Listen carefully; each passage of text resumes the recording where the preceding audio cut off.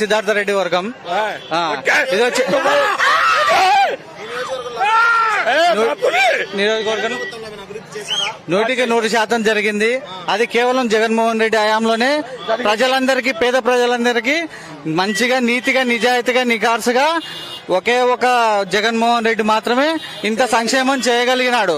అది ఏ విధమైనటువంటి సంక్షేమం అంటే ఏ ఒక్క పేదవాడిని కదిలించినా గానీ జగన్మోహన్ రెడ్డి మా కుటుంబానికి ఖచ్చితంగా 100% పాలు చేసినాడని చెప్పి, రాబోయే రోజుల్లో మేము వేసేది జగన్ కే, మా బొట్టన వేలు పోయేది ఫ్యాన్ గుర్తు మిట్టికే అని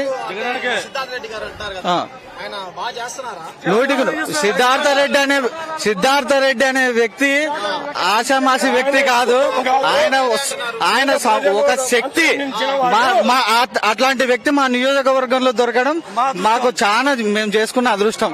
ఆయనను చూసే మేము రాజకీయాల్లోకి రావడం జరిగింది. ఆయన మాటల ద్వారానే మేము అంతో ఇంతో మాట్లాడడం, కొంత ప్రజల్లో మాకంటూ కొంచెం గుర్తింపు సాధించుకోవడం జరిగింది. సీఎం 100% జగన్మోహన్ రెడ్డి.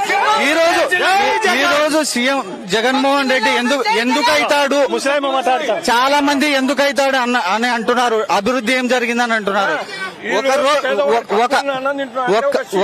ఒకటి చెప్తున్నా, మనం ఒక విలేజ్ కి వెళ్లి ఒక రోడ్డు వెంట వెళ్తే నీకు అభివృద్ధి చెందిన రైతు భరోసా కేంద్రం అయితేనేమి, సచివాలయ వ్యవస్థ అయితేనేమి, మన హెల్త్ సెంటర్లు అయితేనేమి ప్రతి ఊరికి వచ్చినాయి. అలాగే ఆరోగ్యశ్రీ ద్వారా ప్రతి కుటుంబం లబ్ధి పొందింది.